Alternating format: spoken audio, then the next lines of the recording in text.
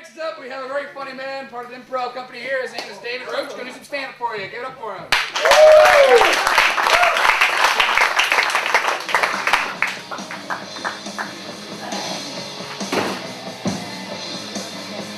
I got shorter overnight. All right, how's everybody doing? You guys having a good time so far tonight? All right.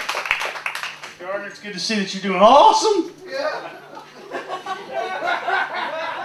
Now, I was going to talk about politics and economics tonight, but, you know, I just really don't have the heart for it. After all the endless hype over the election and the bailouts and global warming / cooling, I'm fucking flat worn out, I gotta tell you. I mean, scientists can't even figure out what's going on with this shit. They can't make up their minds. The other day, I read that the polar ice caps are growing. They're going to grow to a record level. We might even be facing a new ice age. It doesn't make any sense to me. Is it getting hotter or is it getting colder? One day it's hotter, the next day it's colder, it's hotter, it's colder, it's hotter, it's colder, it's hotter, it's colder. It's like the planet's going through menopause. And the bailouts, for crying out loud. Do those idiots in Congress really think that the best solution for a bunch of Wall Street knuckleheads who've proven that they can't even run their own businesses is to throw billions of dollars of our money at them? Yeah, that sounds like a great plan. These fuckers have shown how good they are with cash. Let's give them 700 or 800 billion more and let them piss that away. Now the automakers, the big three automakers, are getting in line for a handout, right? They want a government solution. Well, I've got a government solution if you're Ford, GM, or Chrysler. Build some shit people want. They'll give you money for it. That's the way it works. I mean, where does it end? But I'm really not that worried about it because I have come up with a plan of my own. That's right. I'm one step ahead of this. I will be declaring a $25 billion fourth quarter loss for myself. That's right, folks. Come February, this kid will be riding the bailout gravy train himself.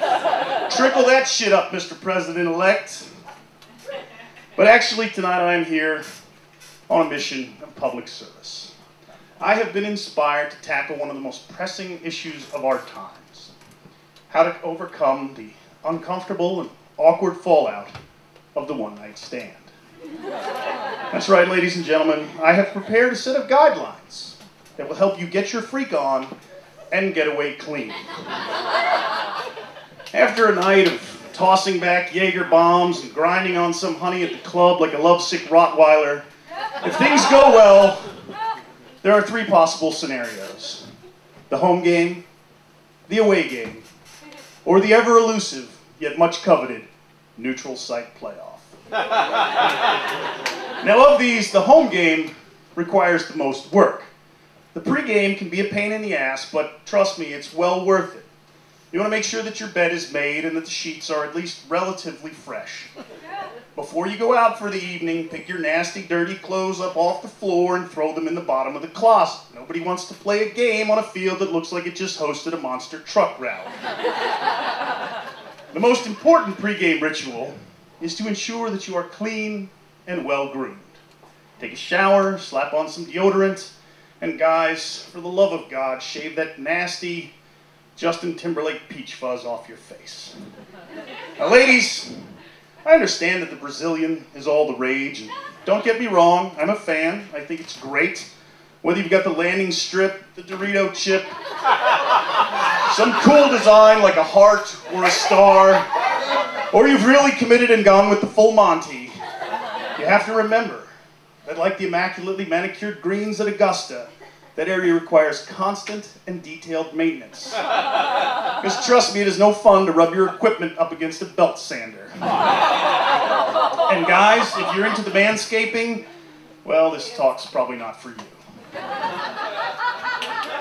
Now, the away game is a lot easier. Basically, you just have to show up, take care of your business, and remember to drop a hint that you've got an early meeting. That also works for the home game. Waking up in a haze of sweet tea vodka and grandma shots with a stranger next to you can be unsettling, even scary in the harsh, cold light of day.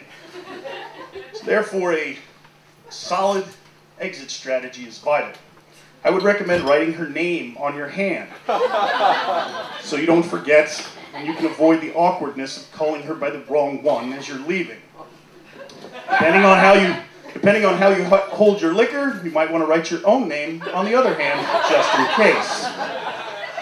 But you have to remember, fellas, if she invites you over, the home team bats last. It's considered incredibly bad form to stop play after only your half of the inning.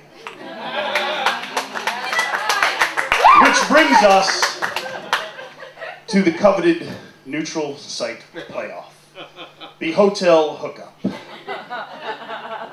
Hotel sex is exciting. It's different. You feel like you're getting away with something. And the great thing about a hotel is that it eliminates a lot of the hassles that crop up with either the home or away game.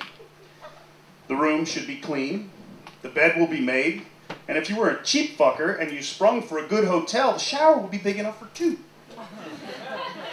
But the best thing about the hotel one-night stand is that it comes with an ironclad, foolproof, never-beaten exit strategy.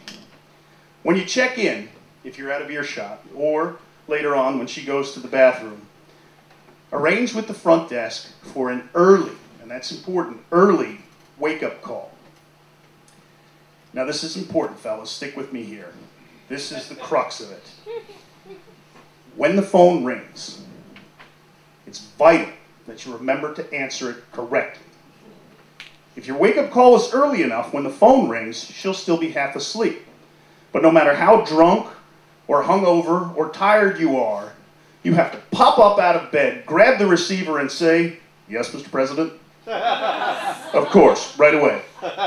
"Yes, sir, top secret."